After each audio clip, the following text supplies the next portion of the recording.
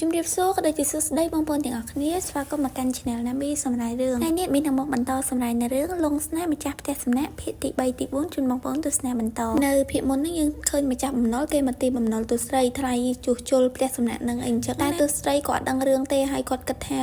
អ្នកដែលមកហ្នឹងគឺជាអ្នកដែលបោកគាត់អីអញ្ចឹងទៅងាកមកទូប្រុសវិញពេលនេះគេក៏កំពុងតែជួបជាមួយនឹងដៃគូសហការរបស់គេដូចគ្នាដោយគេជឿទុកចិត្តទេថាទូប្រុសហ្នឹងនឹងចាត់ការរឿងនឹងបានអីអញ្ចឹងប៉ុន្តែទូប្រុសគេក៏ប្រកែកថាគេអាចធ្វើបានឯទូស្រីវិញគេកំពុងតែសុំដាក់កិច្ចសន្យាជាមួយនឹងម្ចាស់បំណុលថាគេសុំរយៈពេល2ខែប៉ុន្តែម្ចាស់បំណុលគឺគេអត់ចង់ព្រមទេគេសុំគេថាបើសិនជាទូស្រីអត់បង់លុយគេទេគេនឹងនៅនឹងអីចឹងទៅទូស្រីគាត់ថាបើសិនជាម្ចាស់បំណុលគាត់នឹងនៅនឹងរកស៊ីអីមិនកើតអញ្ចឹងគាត់សម្រុះសម្រួលឲ្យតែនឹងធ្វើម៉េចឲ្យគាត់ឈិនទៅវិញឲ្យបានអញ្ចឹងតួប្រុសវិញក៏កំពុងតែត្រូវមាត់គេខ្លាំងដែរគឺគេទុកពេលឲ្យគាត់តែ2សប្តាហ៍ទៀតទេដើម្បីរុះរើផ្ទះសំណាក់ហ្នឹងឲ្យម្ចាស់ផ្ទះសំណាក់ហ្នឹងចេញពីផ្ទះសំណាក់ហ្នឹងឲ្យបានទូប្រុសលឺអញ្ចឹងគឺគាត់រៀងគាំងទៀតហើយដោយសារតែពេលហ្នឹងគាត់ទទួលបានសារពីទូស្រីឲ្យបញ្ញាប់មកជួយដោះស្រាយគាត់នៅផ្ទះសំណាក់ឲ្យលឿនអញ្ចឹងទៅបើខាងទូស្រីវិញក៏កំពុងតែពិបាកដែរដោយសារតែពេលនេះគេព្រមទទួលសំណើទូស្រីហើយក៏ចង់រឹបអូសយករបស់របរពីទូស្រីអញ្ចឹងទៅស្របពេលហ្នឹងទូប្រុសគាត់ក៏បានមកជួយតន់កុំអីមិនដឹងថាទូស្រីចាត់ការបានឬក៏អត់ទេដោយគេឲ្យលេខារបស់គេហ្នឹងទៅខ្សឹបខ្សៀវអីទេជាមួយនឹងម្ចាស់បំណុលបើម្ចាស់បំណុលគ្រាន់តែឃើញកាត់នឹងភ្លាមគឺថាมันហ៊ានអីជាមួយនឹងទូប្រុសទេអ្នកគ្នាគឺសប្បាយចិត្តហើយក៏ត្រឡប់ទៅវិញយ៉ាងងាយងាយមកទូស្រីអ្នកដឹងរឿងអត់ដឹងថ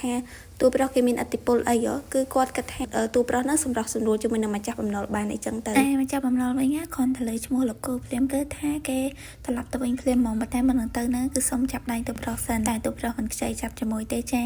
ាសុំទោសផងមកចង់ធ្វើបែបទូស្រីអីចឹងហើយចង់ឲ្យគេចាប់ដៃមួយទៀតចំណែកទូស្រីពេលហ្នឹងគាត់ក៏បានសួរដែរថាមិនបានទូប្រុសហ្នឹងនិយាយបញ្ចុះជាមួយនឹងម្ចាស់បំណុលបានទូប្រុសគាត់ថាគាត់ធ្លាប់ជួបអាប៉ែហ្នឹងធ្លាប់ស្គាល់ធ្លាប់អីអញ្ចឹងណាក្រោយពីសន្ទនាគ្នាអញ្ចឹងហើយហ្នឹងគឺក៏មកអង្គុយនិយាយគ្នាទៀតហើយថាឥឡូវហ្នឹងទូប្រុសបានជួយគាត់ម្ដងទៀតហើយគាត់ពិតជាអរគុណទូប្រុសខ្លាំងមែនតើទូប្រុសគេក៏និយាយដែរថាការជួយរបស់គេហ្នឹងគឺមិនជួយ free ទេគេចង់បានផលចំណេញវិញដែរប៉ុន្តែចង់បានអីហ្នឹងគឺគេអត់ប្រាប់ទេទូស្រីយ៉ាងណាក៏ដោយគាត់នៅតែអរគុណទូប្រុសដែរបន្ទាប់ពីអរគុណហើយហ្នឹងគេក៏បដិញ្ញាចិត្តថាគេនឹងខំពង្រីកហាងរបស់គេធ្វើម៉េចរកលុយឲ្យបានលៀនក្នុងរយៈពេលប្រហែលខែនិយាយតែមកអត់អស់ហើយណាអ្នកគ្នាគឺគេចាប់ផ្ដើមសកម្មភាពគេទៅរៀបចំហាងរបស់គេមិនរៀបចំម្នាក់ឯងទេគឺថារៀបចំជាមួយនឹងទូប្រុសយើងហ្នឹងហើយកំពុងតែរៀបចំសុកហ្នឹងស្រាប់តែមានភ្ញៀវដែលបានកក់ផ្ទះសំណាក់ពីទឹកមុនហើយនឹងគាត់បានមកដល់តែម្ដងទូស្រីដល់ពេលឃើញអញ្ចឹងគាត់ក៏ខំនិយាយដែរថាផ្ទះសំណាក់ឥឡូវគឺបានដូរម្ចាស់អីចឹងទៅហើយក៏គាត់បានរៀបចំថ្មីដែរខ្លាចតែនៅអត់កើតអីចឹងណាទូប្រុសគាត់ក៏ជួយនិយាយដែរក៏ប៉ុន្តែភ្ញៀវគាត់ថាមិនបានផ្លាស់ប្ដូរអត់ប្រាប់ទៅគាត់មុនអីចឹងណាទូស្រីគាត់ចង់ប្រាប់ដែរប៉ុន្តែគាត់អត់ដឹងថាភ្ញៀវណាដែលបានកក់ខ្លះតែចុងក្រោយគាត់ក៏សម្រេចចិត្តទៅថាគាត់នឹងទទួលឲ្យភ្ញៀវដែលបានកក់ហ្នឹងតពីនាំភ្ញៀវទៅបន្ទប់អីហើយហ្នឹងទូប្រុសគេក៏សួរទៅថាប៉ុន្តែឥឡូវយើងអត់ទាន់រៀបចំហើយណាចង់ឲ្យភ្ញៀវនៅមួយទូស្រីគាត់ថាបើចាំអារម្មណ៍ទេព្រោះអីគាត់បានជួលអ្នកសម្អាតក្រៅម៉ោងមកប្រហែលជា3-4នាទីទៀតអីហ្នឹងគឺគាត់បានមកដល់ហើយតែមិនចាំបាច់ដល់3-4នាទីទេអ្នកគ្នាព្រោះភ្លាមហ្នឹងភ្ញៀវគាត់ក៏ចេញមកនិយាយពីបញ្ហាផ្ទះសំណាក់ហ្នឹងតែម្ដងថាមិនសិនតិចខូចបន្ទប់របស់គាត់មានក្លិនអីចឹងទៅទូស្រីពេលហ្នឹងគេមិនដឹងធ្វើមកយកប្រាប់ទូប្រុសទៅថាចាំបន្តិចចាំ20នាទីគាត់ក៏រត់ចូលទៅយាមសម្រួលជាមួយភ្ញៀវសិនណាស្រាប់ពេលហ្នឹងក៏មាននារីស្រស់ស្អាតម្នាក់បានអូហាលីចូលមកក្នុងផ្ទះទូស្រីបើទូប្រុសវិញគ្រាន់តែកន្លែងឃើញគេឡើងអហ្មងគេស្មានតែស្រីស្អាតម្នាក់ហ្នឹងគឺជាអ៊ីយ៉ាណាម៉ៃអញ្ចឹងគេក៏បានទៅយកសម្លៀកបំពាក់សម្រាប់បដូរហ្នឹងឲ្យទៅស្រីស្អាតម្នាក់ហ្នឹងបើស្រីស្អាតយើងហ្នឹងគ្មានដឹងអីទេអ្នកគ្នាគេឲ្យអាវពាក់ចេះតែពាក់ដែរទៅស្មានទៅទូប្រុសហ្នឹងធ្វើការនៅហ្នឹងហើយយកអាវឲ្យគាត់ផ្លាស់ប្ដូរអីអញ្ចឹងណាមានដឹងណាទូប្រុសហត់ទាំងកធុងសម្អាតឲ្យទៀតកុំតែទូស្រីរត់មកតន់ទេកុំអីបានទៅសម្អាតបន្ទប់បណ្ដោយប៉ុន្តែយ៉ាងណាក៏មានអារម្មណ៍ថាកិច្ចមិនផ្សាយតែពេលហ្នឹងអ្នកសម្អាតនៃទូស្រីបានជួលហ្នឹងគេខលមកប្រាប់ថាគេបានមកទេដល់ពេលអញ្ចឹងទូស្រីគេក៏សុំវល់ទៅថាឲ្យទូប្រុសហ្នឹងជួយគេផងហើយគាត់ក៏បកមកនិយាយជាមួយនឹងមិត្តភក្តិរបស់គាត់ថាគាត់តែប្រហែលជាតន់អាចសងលុយទៅមិត្តភក្តិរបស់គាត់វិញបានទេមិត្តភក្តិរបស់គាត់ថាមិនអីទេគាត់សម្រេចចិត្តថានឹងយកលុយហ្នឹងចូលភាគហ៊ុនជាមួយនឹងទូស្រីអញ្ចឹងទៅទូប្រុសថាចូលហ៊ុនមិនអត់ដឹងថាស្រីស្អាតយ៉ាងហ្នឹង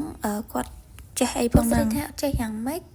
មិត្តភក្តិរបស់គាត់ហ្នឹងគឺថារៀនចប់ផ្នែកគ្រប់គ្រងមកពីក្រៅប្រទេសបន្ទាប់ពីប្រាប់ចឹងហើយហ្នឹងគាត់ក៏បញ្ញាប់អូសដៃមិត្តភក្តិរបស់គាត់ហ្នឹងទៅជួបសម្អាតទៅអ្នកគ្នាវិសាតែឥឡូវហ្នឹងភ្ញៀវរករឿងខ្លាំងហើយចុងក្រោយយើងក៏ឃើញថាទាំងទូស្រីទូប្រុសហើយនឹងមិត្តភក្តិរបស់គាត់ហ្នឹងគឺថាតលៀងបន្ទប់ទឹកសម្អាតផ្ទះសំណាក់នឹងជាមួយគ្នាអញ្ចឹងទៅធ្វើលេងមានមេលេងមានកូនចៅអីអស់ហើយឲ្យតែបានសាទឲ្យភ្ញៀវណាចុងក្រោយគាត់ក៏ធ្វើបានហើយចំណែកលេខារបស់ទូប្រុសវិញគាត់កំពុងតែមកនិយាយជាមួយនឹងម្ចាស់ភាពហ៊ុនដូចគ្នាគាត់កំពុងតែសម្រួលថាគាត់ចិត្តយកផ្ទះសំណាក់នឹងបានហើយអញ្ចឹង ម្ចាស់ភាគហ៊ុនលឺបែបហ្នឹងក៏រៀងសប្បាយចិត្តដែរហើយក៏អត់សូវរំខានទូប្រុសដែរតែយើងមិនដឹងថាយកបានមែនឬក៏ជាការកុហករបស់លេខាទូប្រុសទេរូបភាពបន្ទាប់គេកាត់មកពេលដែលទូស្រីគាត់រៀបចំរីករាល់ហ្នឹងគាត់ក៏បានមកសង្ងំគេងហើយកំពុងតែគេងហ្នឹងក៏លើសំឡេងទូងតាំងដូចស្រាប់តែភ្ញៀវរបស់គាត់ហ្នឹងគឺមានការរំខានខ្លាំងមែនទែនស្រោបពេលហ្នឹងដូចនៃជាមិត្តភក្តិរបស់ទូស្រីហ្នឹងគាត់ក៏បានដើរមកទាំងដែលខ្លួនឯងនឹងកំពុងតែមានរបួសនៅដៃតិចតួចហើយដូចគេក៏បានលោដែរថាភ្ញៀវរំខានដល់ហើយបិទបើកធ្វើដូចនៅនឹងក្លឹបអញ្ចឹងបើកបាសឡើងលឺអីអញ្ចឹងទៅសំខាន់ណាឥឡូវហ្នឹងធ្វើឲ្យអំពូលនឹងសម្ភារៈផ្សេងខូចជាបដាហើយទូស្រីលើតែអញ្ចឹងគាត់រៀងបារម្ភពីដែរហ្នឹងណាហើយគេក៏បន្តនិយាយទៅថាផ្ទះសំណាក់មួយនេះអត់មនុស្សប្រុសគឺកើតទេតើតែមានមនុស្សប្រុសនៅការពារមិនមែនទូស្រីលើអញ្ចឹងគាត់ក៏រៀងគិតដែរតែដឹងថាយ៉ាងម៉េចហ្នឹងហើយនឹងទូស្រីយ៉ាងមិនយ៉ាងម៉េចទេបានជាព្រឹកឡើងឃើញកំពុងតែគេងក្រាបនៅពេលហ្នឹងទូប្រុសគេក៏បានដើរមកឃើញអញ្ចឹងគេក៏សួរថាមិនមកគេនៅហ្នឹងក៏រ៉ៃរាប់រឿងយ៉ាងម៉េចហ្នឹងប្រាប់ទៅថាគេមិនបានគេងទេតែបានគេងម៉ោង6ហ្នឹងហើយបានគេងនៅដោយសារតែដោះដូរជាមួយនឹងទូស្រីទៀតចំណែកទូស្រីពេលហ្នឹងគេក៏ដាច់ចិត្តសុំទូប្រុសឲ្យជួយអីចឹងទៅព្រោះថាតើទូប្រុសមកទៅព្រោះពួកគាត់ស្រីធ្វើអីភ្ញៀវនឹងអត់បានទេទូប្រុសគេក៏ថាអ្នកដែលអាចទប់ទល់ជាមួយនឹងភ្ញៀវបានណាគឺមានតែលេខាគាត់ទេអេដមីនក៏ចឹងដែរព្រោះអាចទប់ទល់មួយទូប្រុសបានភ្ញៀវប៉ុណ្ណឹងគឺថាស៊ីផុយហ្មងនិយាយតែប៉ុណ្ណឹងហើយគេចាំយូរឲ្យចាប់ផ្ដើមប្រតិបត្តិការធ្វើបាបភ្ញៀវកុំឲ្យរំខានគាត់នៅពេលយប់ហ្នឹងតែម្ដងគឺគេបានបិទផ្ទាំងឡើងទៅមើលថ្ងៃរះអីចឹងណាប៉ុន្តែផ្ទាំងហ្នឹងគឺផ្ទាំងខ្លាំងទេឡើងទៅគឺមានបានមើលឃើញអ្វីទេតែសម្រាប់ផែនការនេះយើងមិនដឹងថាជោគជ័យឬក៏អត់ទេព្រោះនៅពេលយប់ឡើងគឺបានត្រឡប់មកផ្ទះវិញដដែលអញ្ចឹងទូស្រីខ្លាចភ្ញៀវហ្នឹងគឺរំខានគាត់នៅពេលយប់អីអញ្ចឹងណាតែទូភាពថាកុំបារម្ភអីគឺគាត់មានផែនការសកលគឺផែនការទី2របស់គាត់ហ្នឹងនឹងប្រើឡានសារ៉ែនតែទូស្រីថាយើងមានឡានសារ៉ែនផងមើលគឺបានរៀបចំឲ្យអស់ហើយអ្នកគ្នាគឺលើកឡានសារ៉ែនយកមកតែម្ដងដល់ថ្នាក់ទូស្រីហើយនឹងទូប្រុសឡើងលើកមេដៃឲ្យហ្មងហើយយើងក៏ដឹងថាគាត់យកឡានសារ៉ែនហ្នឹងមកធ្វើអ្វីទេគ្រាន់តែដឹងថាសាច់រឿងរបស់យើងស្លេះថានឹងទៀតឲ្យអ្នកគ្នាអញ្ចឹងមានតែចាំតាមដានជាមួយមាននៅភាគក្រោយណាភាគនេះមានសូមជម្រាបតែប៉ុណ្្នឹងហើយបងប្អូនបាយ